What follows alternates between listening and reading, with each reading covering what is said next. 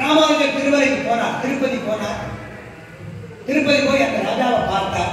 அந்த ராஜா சொப்பனத்திலையும் பெருமாள் சொன்னார், ஒரு பெரிய மகான் வரார், அவர் எனக்கும் குரு.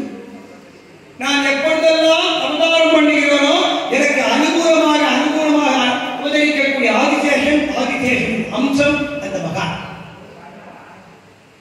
என்று சொல்லி அவர் என்னை யார் என்று காட்டுவார் அப்படின்னு திருவேங்கடமுடைய அந்த ராஜாவிடத்திலையும் சொன்னார்.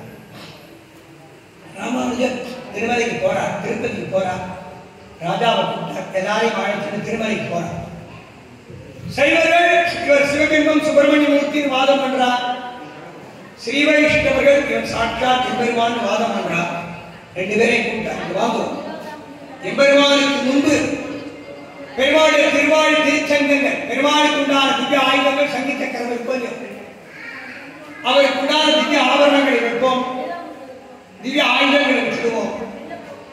அதுபோல மற்ற தேவதாந்தரங்கள் சொல்றாலும் அந்த தேவதாந்தரங்களுக்கு உண்டான சுப்பிரமணியனுக்கு உண்டான ஆயுதங்கள் ஆபரணங்களை வச்சுடுவோம்.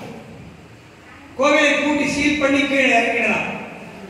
இவன் சாட்சாத் சிவன் நாராயணனாக இருப்பானேயானால் இவன் சங்கு சக்கரங்களை தரித்துக் கொள்ளட்டும். ஸ்ரீமன் நாராயணனுக்கே உண்டான திவ்ய ஆவணங்களை அவன் சாத்திக் கொள்ளட்டும். அல்லது மற்ற தேவதைகளாயிருந்தால் அதை ஏற்றுக்கொள்ளட்டும். எல்லாரும் ஒத்துண்டா சன்னதியை போட்டா கீழே வந்துட்டான். சுவாமி ராமானுஜர் அவதார புருஷன். 352 கோடி வருஷங்களுக்கு முன்பு ஸ்ரீவைகுண்ட வேடத்தாயில் சுவாமி புஷ்கரணி கதே வைகுண்டத்தை விட்டுட்டு திருவேங்கடமுடையார் திருமலைக்கு வரார். நெத்தியில திருமண்டாப்பு, சங்கு சக்கரங்கள், சதுர்புஜங்கள், வைர மகுடம், திவ்ய ஆபரணங்களோடு வரார். அப்படி வரும்போது ஒரு நாரதர், அந்த காலத்தில் ஒரு நாரதர் பிறப்பு உண்டு மரணம் உண்டு. பிறப்பில்லாதவன் மரணம் இல்லாதவன் சர்வேஸ்வரன் ஒருத்தந்தான். வேதம் சொல்றது ஏகோ விவை நாராயண ஆசி. நாராயணன் ஒருவனே பரம்பரம். ஏகோ விவை நாராயண ஆசி த பிரம்மா தைசானஹா.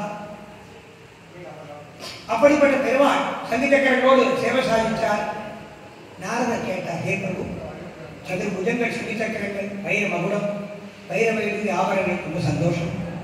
நெத்தியிலே 2 வெள்ளையான கோடு தெரியுது, மூக்கிலே வெள்ளையா கவிழ்ந்த தாமரை ஒட்டு மாதிரி ஒரு கோடு, நடுவிலே திருவிளக்கு ஜுவாலையை போல ஸ்ரீசூரணம். இந்த சின்னத்துக்கு என்ன அர்த்தம் அப்படின்னு கேட்டார் நாரதர். இப்ப எல்லாருக்கும் சந்தேகம் இருக்கு. அந்த சந்தேகத்துக்கு